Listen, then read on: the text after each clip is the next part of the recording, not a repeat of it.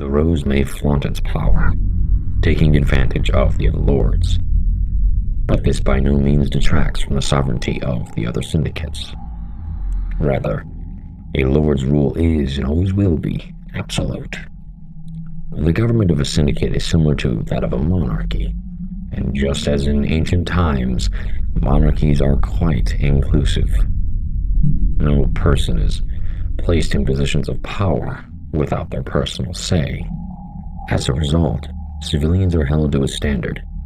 To maintain your status as a citizen, you must serve your lord when you are of age. Obviously, such a qualification varies by species. The alternative, which is offered to any applicant, is to join my litigation. However, such a choice results in a lifelong career with your respective syndicate. The benefit to joining my organization, though, is that once your service under me has ended, you will be placed into a more passive role with no chance of combat deployment.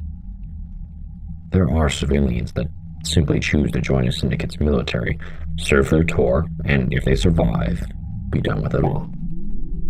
In such a case, though, you will almost inevitably be deployed into combat scenarios. Not all are affected by this draft.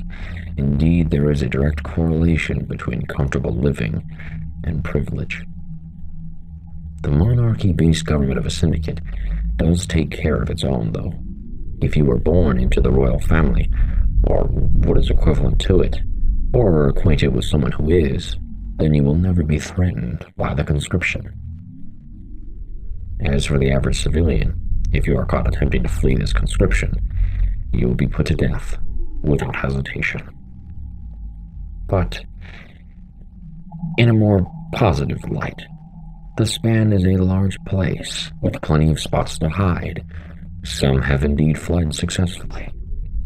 Due to our technological limitations in regards to space travel, those that flee take calculated routes to get from one system to another. And of course, these routes are indeed monitored. If you happen to escape and successfully delineate, avoiding the patrols in the process, then your most likely destination is one of the informally called sanctuary syndicates.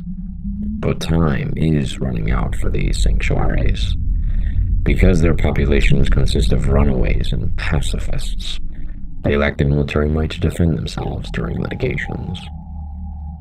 Ironically, without my litigation process, they would have been brutally conquered years ago. Instead, my system is all that safeguards them from a quick destruction.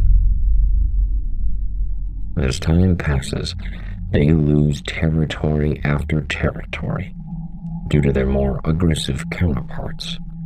In comparison to the sanctuary syndicates, or the five majors, notorious for their military strength and ruthlessness, just as much as their monopolies on various trade items. These five majors include the Selbatum, the Diturukata, the Moors, the Betatrin, and the Toradon syndicates.